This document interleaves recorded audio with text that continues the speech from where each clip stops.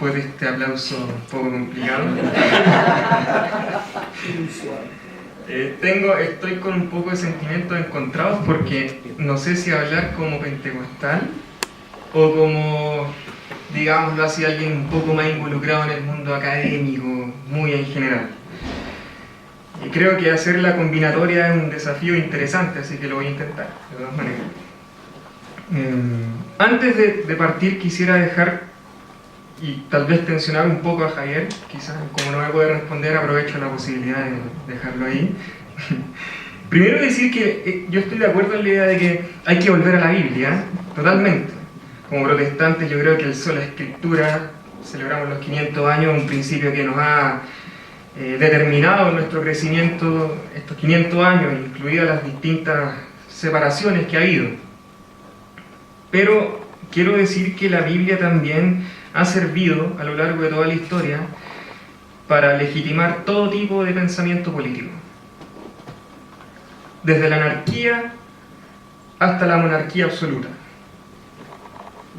O sea, la Biblia puede ser utilizada para todo. Y claro, uno puede poner entre medio el criterio de que yo me dejo guiar por el Espíritu Santo, busco una hermenéutica adecuada, pero si nosotros vamos a la historia y somos honestos con nosotros mismos como evangélicos, nos vamos a dar cuenta que la Biblia siempre ha sido instrumentalizable. Y ese es un riesgo que no podemos permitirnos afrontar hoy día. ¿Y por qué lo digo? Porque de repente uno encuentra personas que utilizan la Biblia para justificar ya sea un estilo de revolución bolchevique, digamos, porque también tenemos los 100 años de la revolución bolchevique, no solo los 500 de la Reforma. Los 300 de la Amazonía. También tenemos una colección de celebraciones este año. Ajá. De centenario. Sí. Entonces, quiero dejar este punto porque creo que es fundamental. Cuando un evangélico quiere acercarse a la política y toma la Biblia como punto de referencia para acercarse a la política, tiene que saber que él también es reo de sus prejuicios. De los prejuicios con los que él mismo lee la Biblia. Y eso es delicadísimo. Porque como bien decía Javier y Félix anteriormente, si nosotros pensamos bajo las lógicas de la política partidista actual, en la que tenemos una izquierda claramente delimitada, una derecha claramente delimitada y un centro que como siempre nunca es claramente delimitado, entonces tenemos y sentimos la tentación de escoger uno de los bandos y nos olvidamos de que la cruz de Cristo está más allá de todos estos bandos.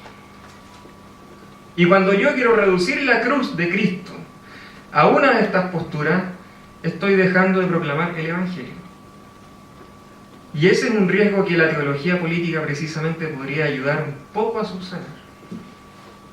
Porque si soy solamente en contra del matrimonio homosexual y ataco el matrimonio homosexual y descuido otras áreas de la vida, ¿qué ocurre? Que al final, claro, termino reduciendo el Evangelio a un área de la vida. Y si mi discurso es únicamente transformar la estructura estatal y reformar todo lo que está dentro de los deberes del Estado para que la sociedad mejore económica y socialmente, descuidando, por ejemplo, las libertades, también estoy de algún modo reduciendo el Evangelio. Eso es un peligro. Por lo tanto, yo hoy día no quisiera moverme tanto en esta lógica tramposa de la izquierda a la derecha. A mí me gustaría hablar de cuál sería el énfasis que yo como cristiano tengo que hacer, desde dónde voy a mirar. Porque como bien decía Javier, hay una, y lo voy a poner en estos términos, hay una tentación gigantesca por alcanzar el poder.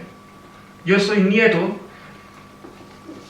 del hijo de un inmigrante alemán desheredado y soy nieto de un carpintero. Mi papá nunca habría podido entrar a la universidad pentecostal, formado en una iglesia de barrio, y entró a la universidad, el único en la congregación. Y yo, que soy el vástago, entré tal vez por rebote a la universidad también, y a una carrera que por supuesto es muy distinta a una carrera de conocimientos técnicos.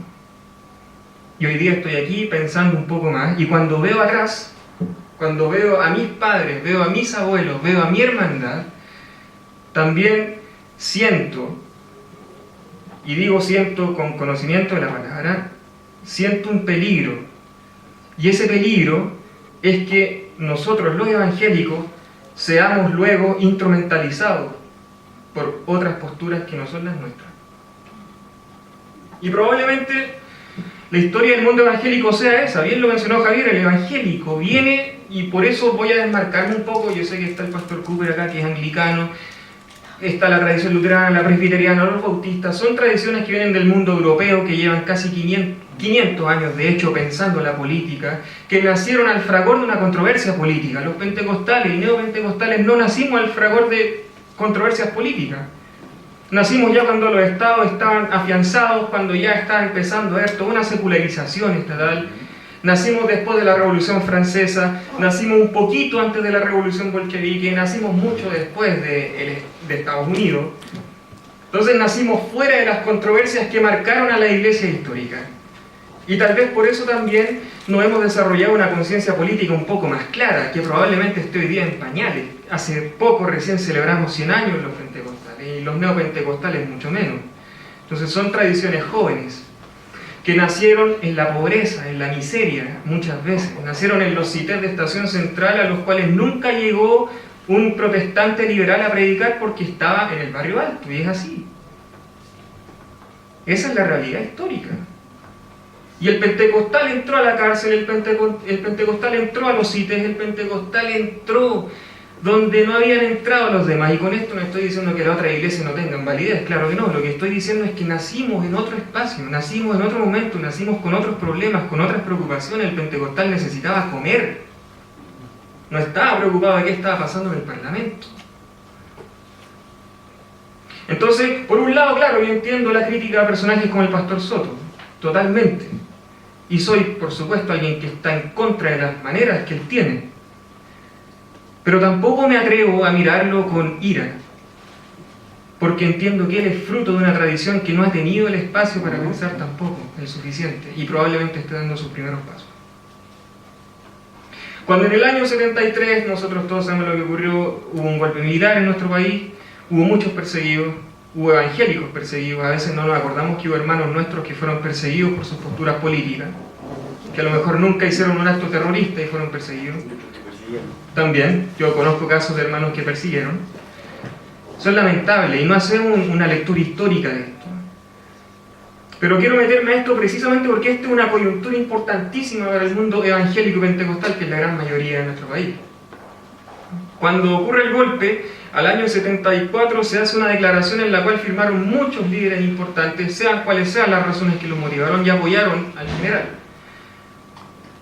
Uno podría hacer un análisis descarnado y decir, claro, esto fue un error, que efectivamente creo que lo fue.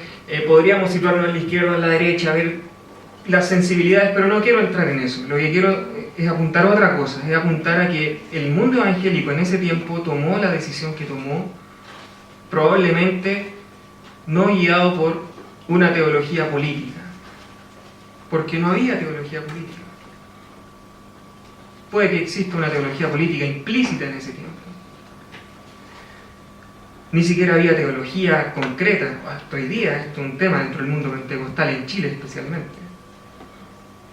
Entonces no estoy tanto intentando que nos tomemos posición frente a lo que ocurrió ahí, sino más bien evaluar el fenómeno, tomar el caso y pensar por qué se hizo lo que se hizo.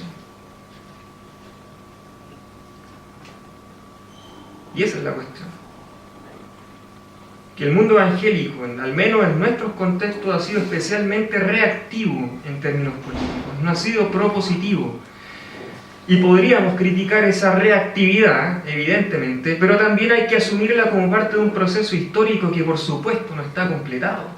Y por eso estamos sentados acá hoy día con Javier, porque es un proceso que tiene que ser completado en algún momento y al cual hay que ayudar a construir. Tengo aquí un libro de Jean-Pierre Bastian, uno de los sociólogos más importantes que ha estudiado el mundo religioso y la política en Latinoamérica, y la lista de partidos evangélicos que surge a mediados de los 90 es impresionante en los distintos países. Tan impresionante como el caos que han tenido, digamos, por sus conductas éticas dudosas, digamos, cuando pasó lo de Brasil por el impeachment, Hubo personas que dijeron, no, vamos a replicar lo mismo que hizo allá Acuña en Brasil, acá en Chile, contra los políticos corruptos. Pero claro, resultó que Acuña era igual de corrupto. Evangélico, de las asambleas de Dios, de derecha conservadora, defendiendo esto, lo otro, ya. Y claro, y ahí entramos de nuevo a la misma pregunta que respondía antes Javier, en la cual no voy a entrar, por supuesto, no es mi tema. Hay varias cosas que están detrás. Y una de las cosas que hay que apuntar también es el hecho de que la figura misma del Estado, el Estado podría ser tomado como una especie de fetiche. La figura del poder es un espacio de disputa. Una de las grandes críticas que se está discutiendo hoy día en el mundo de la izquierda, por ejemplo, del marxismo, el demonizado marxismo, hay un autor que se llama John Holloway, que él dijo y escribió un libro que habla de cambiar el mundo sin tomar el poder. Eso es inconcebible de un marxista.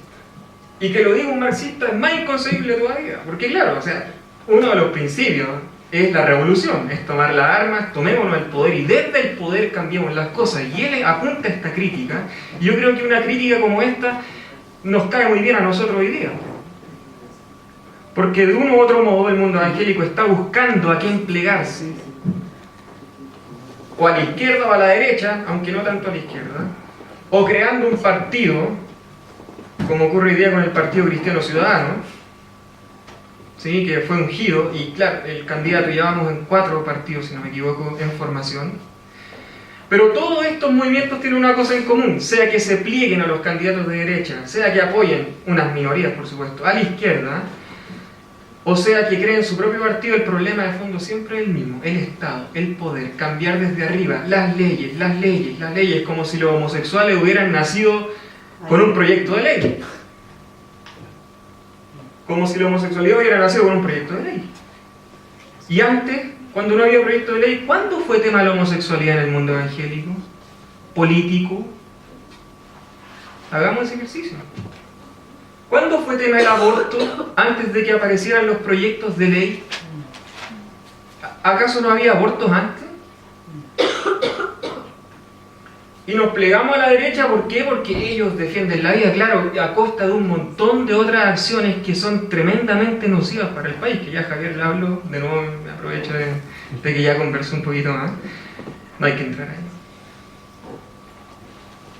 Entonces, aquí hay una cuestión de fondo, y yo la llamaría así.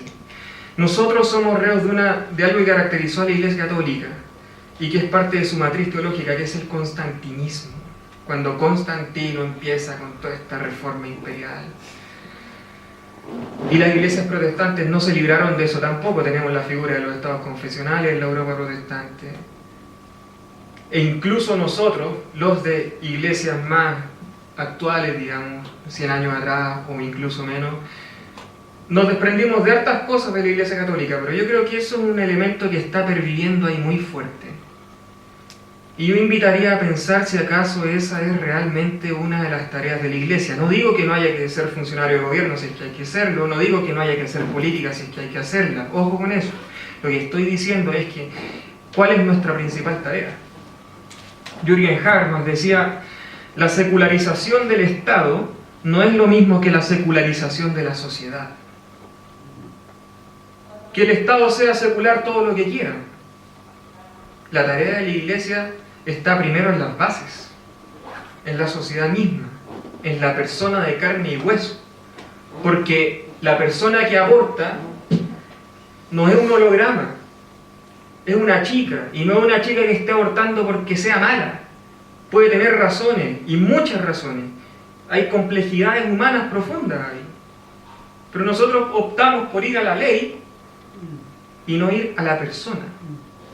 ¿Y qué fue lo que hizo Jesús? ¿Qué fue lo que hizo la iglesia primitiva? ¿Por qué la iglesia primitiva tuvo tanto efecto? No tuvo tanto efecto porque llegara al poder y cambiara todo desde arriba, fue todo lo contrario. El poder tuvo que cambiar porque la iglesia tuvo un efecto tremendo a nivel de sociedad. Mientras el Estado los perseguía, seguían creciendo y creciendo y creciendo. Con la persecución del Estado, entonces hoy día es que el Estado, cuando aparecen estas teorías medias conspirativas, que los evangélicos van a ser perseguidos, bueno, que los persigan. Probablemente así vamos a empezar a ver qué tipo de cristianos somos también. Yo sé que esto suena fuerte, No sé si me persiguieron yo. Nos persiguió mucho. Entonces, esta es la invitación.